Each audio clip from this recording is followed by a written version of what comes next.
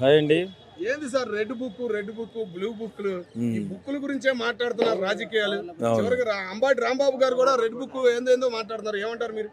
Red బుక్ను చూసి ఉచ్చిపోసేసుకుంటున్నారు. పైకి మాత్రం రెడ్ బుక్ను చూసి మా కుక్క కూడా భయపడదు అంటున్నారు. ఎందుకు ఈ వేలం వెర్రి మాటలు, వెకిలి చేష్టలుని?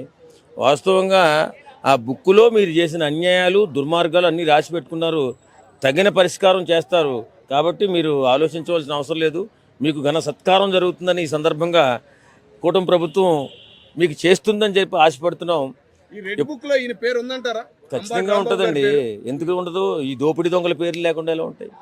ఇప్పుడు రాష్ట్రాన్ని ఆర్థికంగా దోపిడీ చేసేసిన వ్యక్తులు వైఎస్ఆర్సీపీ నాయకులు అన్ని రంగాల్లో కూడా దుర్మార్గం చేసి సంపాదించుకున్నారు. మరి పేరు అందులో పడే ఉంటుంది.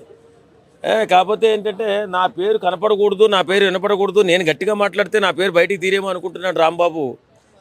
ఖచ్చితంగా నీకు జరిగే గౌరవం నీకు జరుగుతుంది. ఖచ్చితంగా నిన్ను కూడా జైలుకు పంపిస్తారు. ఎందుకంటే నువ్వు ఏమేమి కార్యక్రమాలు చేసావో అన్నీ ఒకటి బయటికి తీస్తున్నారు. ఇప్పటికైనా కొంచెం ఒళ్ళు దగ్గర పెట్టుకుని మాట్లాడితే బాగుంటుంది. ప్రతిదీ హేళనగా తీసుకుంటే నీ జీవితమే రేపొద్దున అవహేళన అవుతుంది. ఓకే సార్, మహారాష్ట్ర హోంమంత్రి గారు, ఉప ముఖ్యమంత్రి గారు మరణం దగ్గరికి కూడా లోకేష్ గారు వెళ్ళడం జరిగినది. అక్కడ స్పందన అనేది చాలా బాగుంది.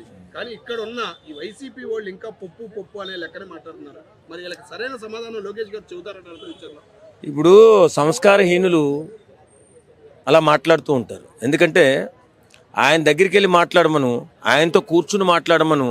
ఆయన ఏ రకమైనటువంటి ఆలోచనతో ఉన్నాడు, ప్రజల పట్ల ఎలాంటి నిబద్ధతతో ఉన్నాడు, ఎలాంటి సేవలు చేయాలనుకుంటున్నాడు, రాజకీయాలలో ఒక అత్యున్నత స్థాయికి ఎలా ఎదగడానికి ప్రణాళిక వేస్తున్నాడో తెలుస్తుంది. అంతే తప్ప ఆయన పప్పు అనేవాళ్ళు ఈవేళ నిప్పు అంటున్నారు. ఎందుకు?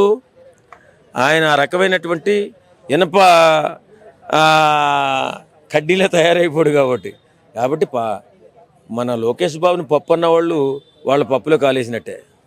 ఓకే సార్, అట్లాగే పవన్ కళ్యాణ్ గారికి లోకేష్ గారికి కలయిక అనేది బాగుంది. కానీ దాన్ని చూసి కూడా కొంతమంది విమర్శలు చేయాలని చూస్తున్నారు. దాని గురించి మీరేం చెప్తారు? ఇప్పుడు ఒక సాంగత్యం, ఒక అభిమానం కలిసి ఒక రాష్ట్రాన్ని బాగు చేయాలి, ఆ రాష్ట్ర భవిష్యత్తు నాశనం అయిపోయింది, బిడ్డల భవిష్యత్తు నాశనం అయిపోయింది అని చెప్పి కంకణం కట్టుకున్నారు. వాళ్ళకి ఏం అవసరం అండి? పవన్ కళ్యాణ్ గారికి ఓ సినిమా తీస్తే 100 నుంచి 200 కోట్ల రూపాయలు వస్తాయి.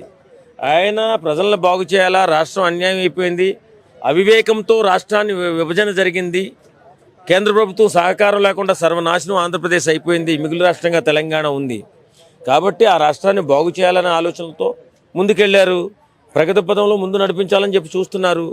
ఇప్పుడున్న పరిస్థితుల్లో ఆ నాయకులు ఉంటేనే ఆంధ్రప్రదేశ్కి అభివృద్ధి అంటూ జరుగుతుందని చెప్పి అందరూ అనుకున్నారు. కాబట్టి వేళ 164 సీట్లు ఇచ్చి గౌరవించారు. ఆ గౌరవాన్ని నిలుపుకోవాలి. వీళ్ళు రాష్ట్రాన్ని ప్రగతి పదంలో ముందుకు నడపాలి. అంతే తప్ప ఎవరో విమర్శలు చేశారని మీరు కుంగిపోవద్దు, వంగిపోవద్దు. చిరంజీవి గారిని చూసి ఈ రకంగా నేర్చుకోవాలి కొన్ని విషయాలు.